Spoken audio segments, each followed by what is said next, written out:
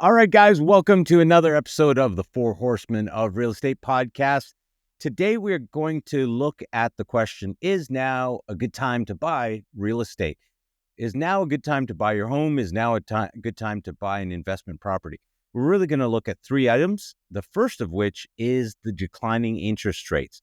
How does that play into now being a good time to buy?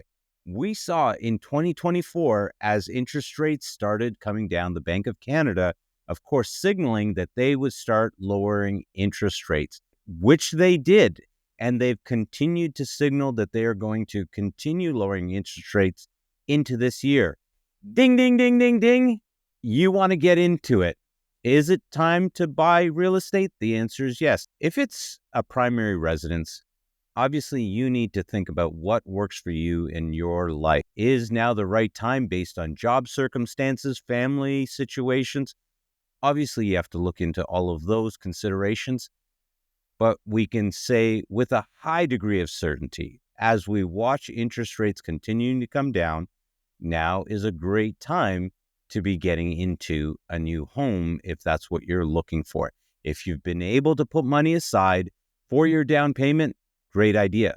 Now, from the investor standpoint, what does this signal for you? Declining interest rates at the same time are telling you that we are soon going to start having some appreciation in markets.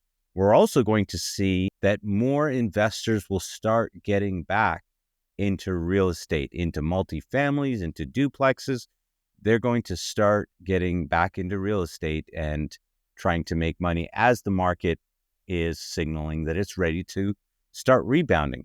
Number two, because we've seen a drop in certain areas, the condo market in Toronto, we have seen that drop like nobody's business.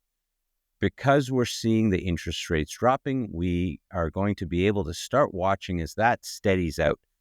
Regular properties are also going to start steadying out. Those that might have dropped, more than likely, again, have seen the bottom. We can't predict with 100% certainty, but all signals show that appreciation will start working in our favor again. And finally, increased housing inventory. Right now, there is a large number of properties that are up for sale.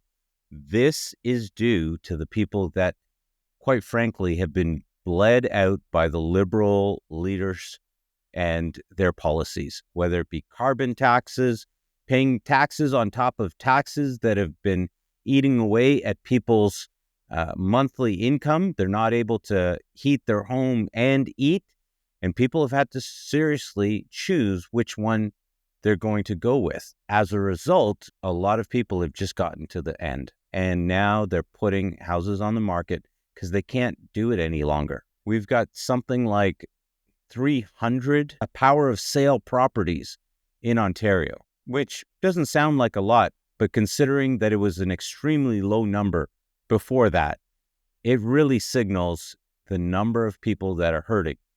As a result, we're seeing increased supply everywhere you go. I was just out in Halifax, Nova Scotia, and I saw a whole number of for sale signs. Many streets, I saw for sale signs.